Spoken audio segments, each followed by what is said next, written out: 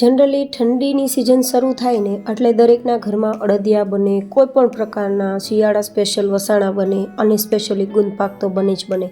તો આજ ડિમ્પલ ડિશીસમાં નવી રીતે લોટના કે ગોળના ઉપયોગ વગર, ખાંડના ઉપયોગ વગર તમે ખૂબ જ સ્વાદિષ્ટ ગુંદપાક તૈયાર કરી શકશો. તો ચલો રેસીપી શરૂ કરીએ. તો જેમના માટે મેં 1 નંગ જેટલું નારિયેલ જે સૂકું હોય તે લીધું છે. તમે ડિરેક્ટલી જે ગ્રેટેડ આવે છે ડેસિકેટેડ કોકોનટ તે પણ લઈ શકો છો. તેનો પાવડર મળે છે આજકાલ માર્કેટમાં, તે પણ લઈ શકો છો. પણ જો આ રીતે લેશો ને તો વધારે ફાયદા કરશે, કારણ કે માઇગ્રેન અને માથાના દુખાવા તો દૂર કરશે જ, પણ સાથે સાથે આ જે નારિયેલ છે ને તે તમને ખૂબ જ શક્તિનો અનુભવ કરાવશે. હવે આપણે લેશું સાથે બીજી સામગ્રી ગુંદ. લગભગ 250 ગ્રામ જેટલો મેં આ ગુંદ લીધો છે અને સાથે જ આપણે લેશું ઘી. તો જે વાટકીથી મેં ગુંદ લીધો છે તે જ વાટકીથી ઘી, અને ગ્રામમાં પણ 250 ગ્રામ જેટલું ઘી લીધું છે. હવે આપણે અહીંયા લોટના ઉપયોગ વગર આ વેરાયટી તૈયાર કરવા માટે માવાનો ઉપયોગ કરીશું. તો લગભગ મેં અહીંયા માવો પણ 250 ગ્રામ જેટલો લીધો છે. તમે ઘરનો તૈયાર કરેલો કે બહારનો, તમને જે અવેલેબલ હોય તે લઈ શકો છો. હવે આપણે તેને ગ્રેટ કરી લેશું, ખમણી લેશું આ રીતે માવાને. એકવાર ખાસ ચેક કરી લેવાનું કે માવો ખરાબ ના હોય. જો આ રીતે ગુંદપાક તૈયાર કરશો ને તો ખૂબ જ પસંદ આવશે અને તમને બેનિફિટ પણ બહુ બધા કરશે. તો હવે આપણો આ જે માવો છે તે તૈયાર થઈ ગયો છે, ગ્રેટ થઈ ગયો છે. તો અત્યારે તેને સાઈડમાં રાખી દઈશું. અને હવે આપણે લીધેલું ઘી જે છે તેને કડાઈમાં ઉમેરીને થોડું ગરમ કરીશું, જેથી આપણે ગુંદને બરાબર રીતે તળી શકીએ.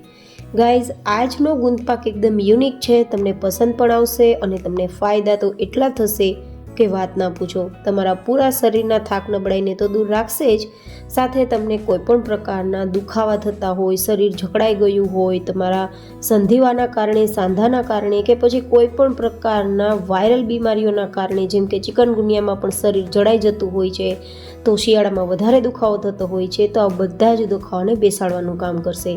હવે આપણે ઘી ગરમ થતાં જ પહેલાં કાજુ બદામને ફ્રાય કરી લઈશું, થોડા લાઇટ ગોલ્ડન કલર પર આવે ત્યાં સુધી. જો કે ડ્રાય ફ્રૂટ્સ તમે તમારી પસંદ પ્રમાણે વધઘટ કરી શકો છો. તો મેં અહીંયા માપ કોઈ ફિક્સ તમને નથી બતાવ્યું. હવે આપણે જે ઘી છે તેમાં જ આ ગુંદને તળવાનો છે. તો ઘી થોડું મીડિયમ ગરમ રાખવાનું છે અને ગેસની ફ્લેમ પણ મીડિયમ રાખવાની છે, જેથી અંદર સુધી ગુંદ આપણો સરસ ફૂલી જાય, બિલકુલ કાચો ના રહે અને પરિણામે તે કડક પણ ના રહે. નહીં તો એ દાંતમાં ખૂંચી પણ શકે છે, ચીપકી પણ શકે છે અને લાગી પણ શકે છે. તો આ રીતે ગુંદ ફૂલી જાય પછી તેને બહાર કાઢી લેવાનો.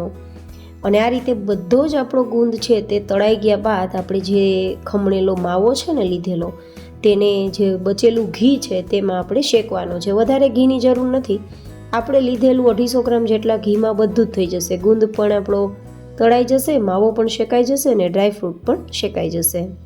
તો હવે આ રીતે આપણે માવાને થોડી વાર શેકી લેવાનો છે, જેથી આપણા ગુંદપાકની સેલ્ફ લાઈફ વધી જાય અને લાંબા સમય સુધી એ બિલકુલ ખરાબ ના થાય. તો તમે વધારે સમય માટે ગુંદપાક તૈયાર કરતા હોય તો તમારે આ રીતે શેકીને ઉપયોગમાં લેશો તો 1 મહિના સુધી તમારો ગુંદપાક ખરાબ નહીં થાય અને તમે ખાઈ શકશો એ માટે.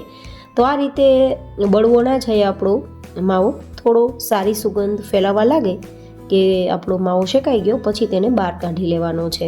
ગાઈઝ, એકવાર આ રીતે તમે ગુંદપાક તૈયાર કરજો, તમને ખૂબ પસંદ આવશે. અને તમે કઈ રીતે ગુંદપાક તૈયાર કરો છો તે પણ મને તમે કોમેન્ટ બોક્સમાં બતાવજો.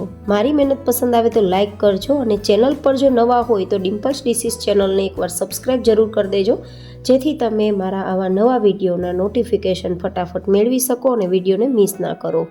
હવે આપણે જે વાટકીથી બધી જ સામગ્રી લીધી છે તે જ વાટકીથી આપણે સાકર લેશું. સાકર છે ને તે રસાયણ ફ્રી હોય છે અને વધારે તે કેમિકલનો ઉપયોગ નથી થયેલો હોતો. કેમિકલ ફ્રી હોવાના કારણે તે પેટને ઠંડક પણ આપે છે અને સ્વાદ પણ આપે છે. તો ખાંડ કરતાં મિશ્રી હેલ્ધી ઓપ્શન છે. તો મેં અહીંયા મિશ્રી લીધી છે અને લગભગ મિશ્રીને આપણે પાવડર ફોર્મમાં જોઈએ ને તો પણ 1 વાટકી જ થાય છે.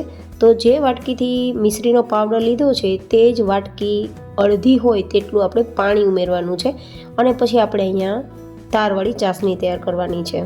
અને આ આપણી મિશ્રી પણ 250 ગ્રામ જેટલી જ છે. બધું જ માપ આપણે એક જ સરખા પ્રમાણમાં લીધું છે. તો હવે આપણે ચાસણી તૈયાર થાય ત્યાં સુધીમાં ઘીથી ટ્રેને ચીકણી કરી લઈએ, જેથી તેમાં આપણે પાથરી શકીએ આપણો ગુંદપાક. તો આ રીતે પહેલાં જ બધું ટ્રે ને બધું તૈયાર કરી લેવાનું, જેથી સમય ના લાગે. હવે આ રીતે ચાસણીમાં પણ ઉફાણ આવી ગયો છે, તો આપણે ચેક કરી લઈએ કે ચાસણીમાં એક તાર બને છે કે નહીં. તો આંગળીમાં થોડી ચાસણી લઈએ અને પછી અંગૂઠાની મદદથી તેને તાર બનાવવાની કોશિશ કરવાની. આ રીતે તમે જોઈ શકો છો કે અત્યારે એક તાર આખો બની રહ્યો છે. જો વધારે ઠંડી હોય અને તમે ગુંદપાક બનાવતા હોય તો તમારે એક તાર રાખવાનો, અને ઓછી ઠંડી હોય અને ગુંદપાક બનાવતા હોય તો 1.5 તાર જેવી ચાસણી તૈયાર કરવાની. હવે આપણી ચાસણી તૈયાર થઈ ગઈ છે, તો ગેસની ફ્લેમ બંધ કરી અને ગુંદ, ટોપરું, પછી આપણો માવો છે તે બધું જ આમાં ઉમેરી દેવાનું છે. અને આપણે જે ડ્રાય ફ્રૂટ્સ શેકીને રાખ્યા હતા ને તે પણ થોડા હલકા ઠંડા થઈ ગયા છે, અને ઠંડા થઈ ગયા બાદ આપણે તેના ટુકડા કરી લીધા છે. કારણ કે પહેલાં આપણે ફ્રાય કરીએ અને પછી તેના ટુકડા કરીએ. જો કે ટુકડા કરીને પછી પણ ફ્રાય કરી શકો. બધું જ ઉમેરી દીધા બાદ આ રીતે મિક્સ કરવાનું છે. આમાં તમારે સੌંઠ પાવડર, ગંઠોડા પાવડર કંઈ ઉમેરવું હોય તો પણ ઉમેરી શકો છો, પણ આ બધા જની એક પર્સનલ ફ્લેવર આવે છે, તો આપણે કંઈ વધારે ઉમેરવાની જરૂર રહેતી નથી. બસ મિક્સ કરીને સીધું આપણે પ્લેટમાં પાથરી દેવાનું છે. અહીંયા વધારે આપણે પછી ગેસ ચાલુ કરીને કૂક કરવાની જરૂર નથી. જો વધારે સમય સુધી ગેસ ઉપર રહેશે ને તો ગુંદપાક કડક થઈ જશે, કારણ કે આપણે એક તારની ચાસણી લીધી છે, પ્લસ અત્યારે ઠંડીની સિઝન છે તો વધારે કડક થઈ જ જશે. તો આ રીતે પાથરી દીધા બાદ જે ગરમ ગરમ હોય ત્યાં જ આપણે ટુકડા કરી દેવાના, કારણ કે ઠંડો થઈ ગયા બાદ તે ટુકડા બિલકુલ નહીં થાય. ટુકડા થઈ ગયા બાદ તેને પરફેક્ટ આપણે ઠંડો કરવાનો છે, એન્ડ ધેન આપણે સર્વ કરીશું. ગાઈઝ, એકવાર આ રીતે ગુંદપાક ટ્રાય કરજો, તમને ખૂબ પસંદ આવશે.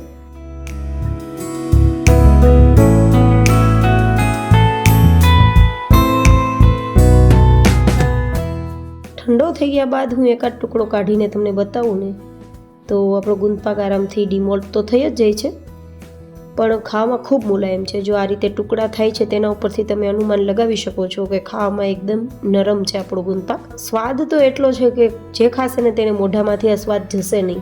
ફરી મળીશું એક નવી જ એન્ડ હેલ્ધી રેસીપી સાથે. ત્યાં સુધી stay healthy and stay happy.